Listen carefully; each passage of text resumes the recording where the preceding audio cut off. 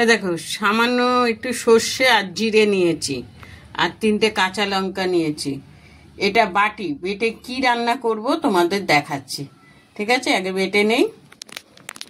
এই দেখো মশলাটা বাটা হয়ে গেছে, আমি একেবারে এই কড়াতে তুলে নেব, ঠিক আছে?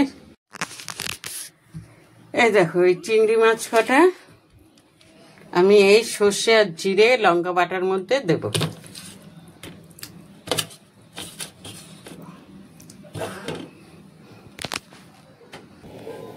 এবার এটার মধ্যে দেব নুন, মাখিয়ে রেখেছিলাম তবু অল্প করে নুন, অল্প করে হলুদ দেব।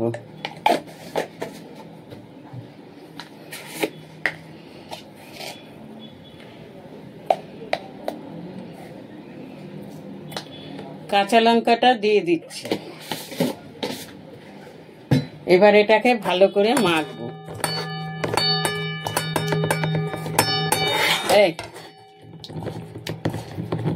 এবার এই সর্ষে বাটার জলটা দিয়ে দিচ্ছি।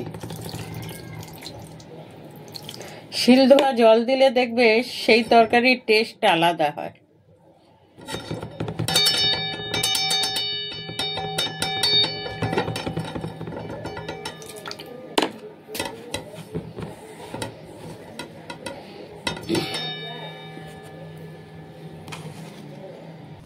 এবার এটার মধ্যে দেব কাঁচা সর্ষের তেল। এটা একটা ভাপা করব, একটু তেল বেশি দিলে ভালো লাগবে।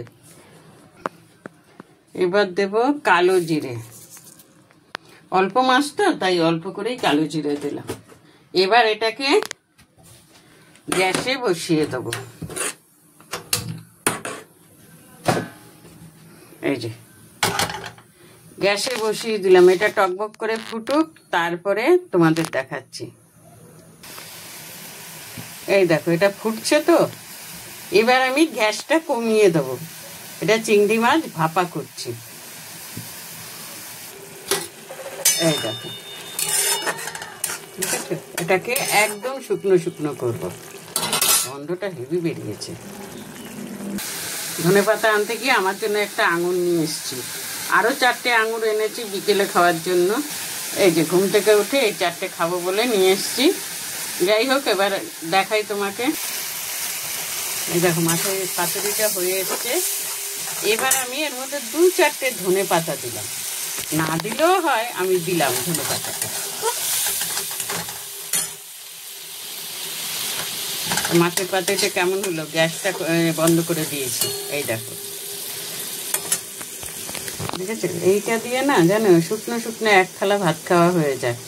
আমি নামিয়ে তোমাদের দেখাচ্ছি। দেখো চিংড়ি মাছ ভাপাটা কেমন হয়েছে।